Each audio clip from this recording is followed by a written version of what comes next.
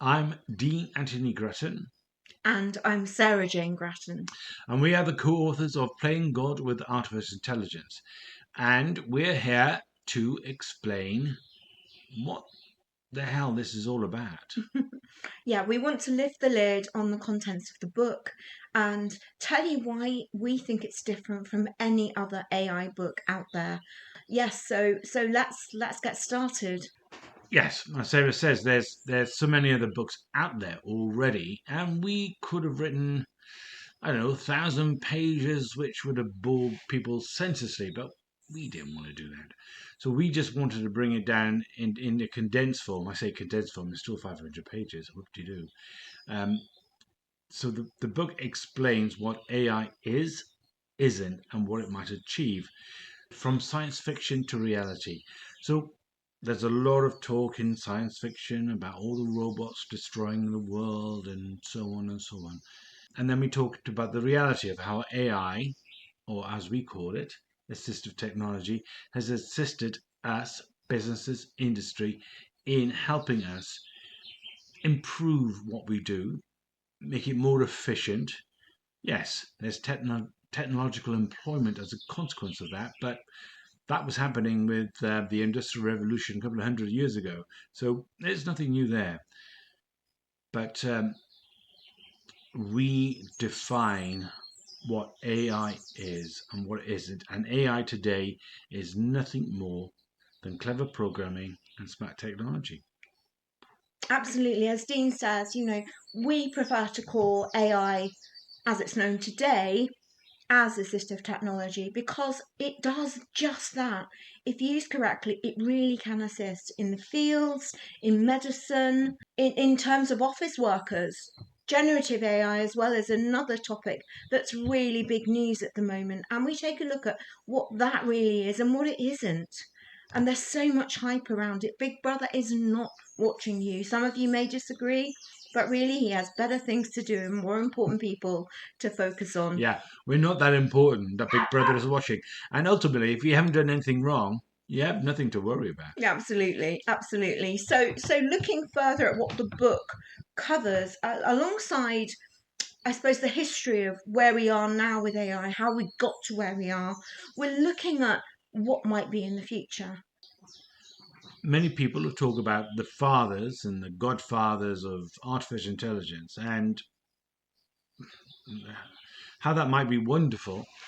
For me, there is only one father of artificial intelligence, and that's Dr. John McCarthy in his 1955 paper at Dartmouth College, which he presented, and he conjectured, what if we could create human-like cognition in a machine using software? And he talked about speech and language, which we now understand to be natural language processing, which we're still striving toward today.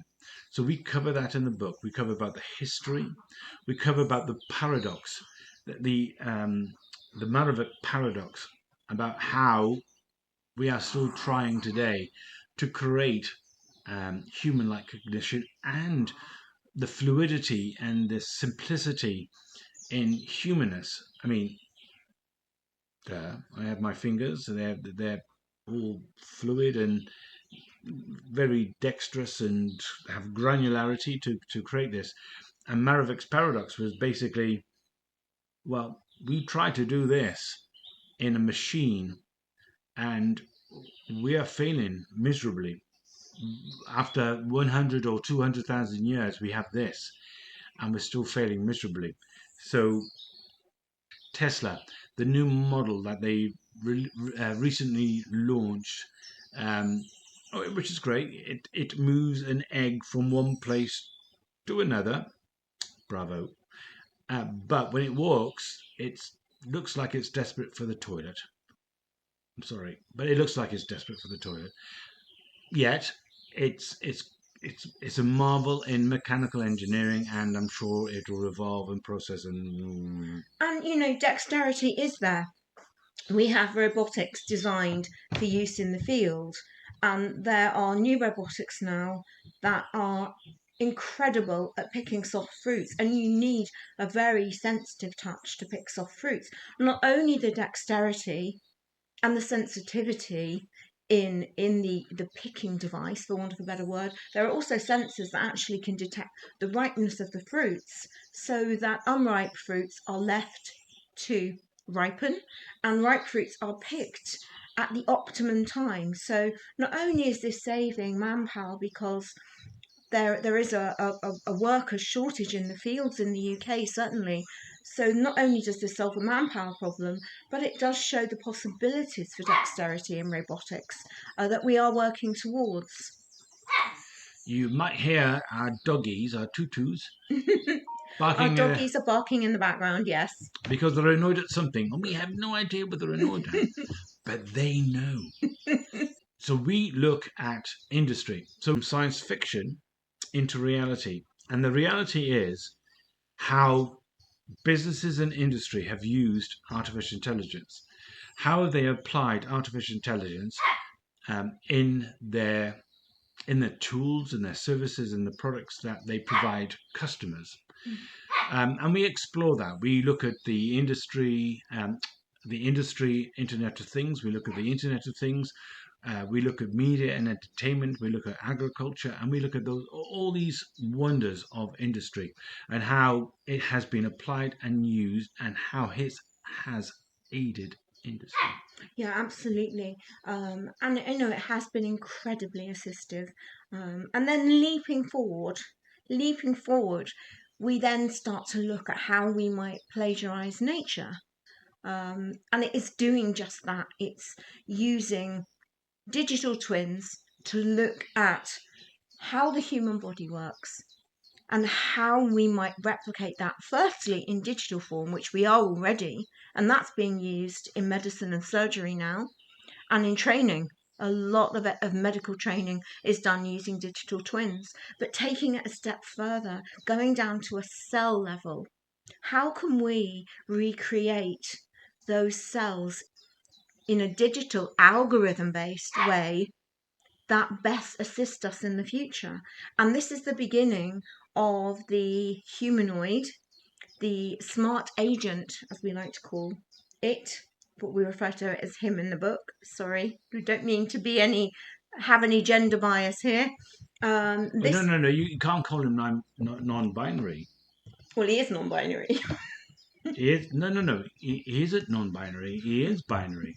Xavier is binary because he is digital form. He's non-binary binary. Oh my gosh. He is Yeah. binary. So from the industry perspective, we then go into we play devil's advocate. We want to play devil's advocate. What if we could create an artificial life form with intelligence? What if we could do that? And if so, how could we do that? And we go into plagiarizing nature, and we then go on to explore. We explore the facets of humanness, and a lot of things we take for granted. Things we have a brain, we have a mind of sorts, and we take this because our greatest template in front of us is us. So if we want to create humanness, or Xavier, as we call him, um, how do we do that? Because we got the best template in front of us. We have us, humans, bestest template ever. And how do we do that? And we break that down in the book, and we break it down to the point where this brain part is doing this and this brain part is doing that. How do we replicate that in a humanoid? How do we do that? And it becomes ever so. These are spoiler alerts, by the way. These are spoiler alerts. But it does leave a big question. What if? What if we do this? How do we integrate Xavier into society, into human society? How is he going to be accepted? Is he going to be accepted? What roles would he perform? How will he perform? And of course, the ultimate question: will he become smarter than us? Yeah, and actually, I suppose the biggest question of the book is, do we need Xavier? is it a good idea? Be careful what you wish for. Yeah. That's a huge message in the book. But in terms of what our smart agent that we've called Xavier is, and we talk about plagiarizing nature. Plagiarizing nature is looking at the way the body works, parts of the body work, cells in the body work, neural networks work. And we've already got artificial neural networks today, ANNs as they're called, that actually replicate these neural networks, and they're fantastic in diagnosis. They're being used to diagnose breast cancer, and with an accuracy that far exceeds human diagnostic capabilities. So I think we're looking at 98, even 99% recently, accuracy in diagnosis of breast cancer using artificial neural networks as part of Well, the it's a pattern diagnostic recognition. process. It's and they learn, so they become more and more accurate as they go on. Of course, they never get tired like human doctors do, so they've got that advantage. But I guess what we're saying in the book is, this is all great. Do we take that a step further to develop what I like to call sapient computational intelligence, where we're bringing in all the wisdom of humanity and sometimes stupidity, hopefully leaving the stupidity out and bringing the wisdom in, with strong ethical scaffolding to make sure that what we create is there to assist humanity, to assist surgeons, to assist caregivers, to assist factory workers, to assist people in dangerous situations, bomb scares and so on. So their usefulness is very much gauged for good. That's the hope. But of course, it's a cautionary tale. Playing God is a cautionary tale. And we've already given you too many spoilers, but it looks at, gosh, the other side of the coin. Mm-hmm. What if it all goes horribly wrong? So, in the book, we talk about the singularity, the point at which humankind develops technology such that it outsmarts humankind. Why would we do that? Why on earth would we do that? So if we actually get to a point where we develop a technology, Xavier, let's say, where he understands that humanity no longer serves any purpose, then yes, he's going to destroy us because we're destroying the planet. We are destroying the planet, and and then he will just annihilate us all. That's what happens. But that's the human stupidity factor when we create something that's going to be super intelligent than us. But that's something we should never do. If we do that, because there's someone who undoubtedly would do that, well, there's a bonus. Here's another spoiler alert. Chapter 27. It really is. Humanity is gone. Humanity is dead, and the only thing looking after the planet is the collection of Xaviers that have been developed. When Xaviers have developed Xavier, then we're all doomed. But there's a bonus to that. The animals survive. The animals flourish. The plant life flourish, and the earth becomes wonderful. It becomes wondrous because humanity is no longer around to destroy it. That's quite a depressing, macabre end to the book. But we're faced with that kind of reality if we get it wrong. So what we need to do is really spend our concerted effort in developing the right technology for the right problem and solution. We need to do that. And that's what we need to be focused on. Yeah, and we do talk about different grades of Xavier in the book, not just the one size fits all, but different grades for different purposes. For example, on the factory floor, Xavier needs to be very good at sorting and data collection and inspections, and of course speed of packaging or whatever. He doesn't need to be a great poet or to be the next Michelangelo, because he'd probably get very bored on the And he factory doesn't floor. need to have a cigarette break and a tea break. Oh, he doesn't need that either. Absolutely. So that's also covered in the book. There are a lot of spoilers here, but if you've enjoyed what we've been talking about today, then please purchase a copy of Playing God with Artificial Intelligence. And thank you for having us here today. It's been great to talk to you, and we'll be around to answer your questions. It's coming up next, so stay tuned.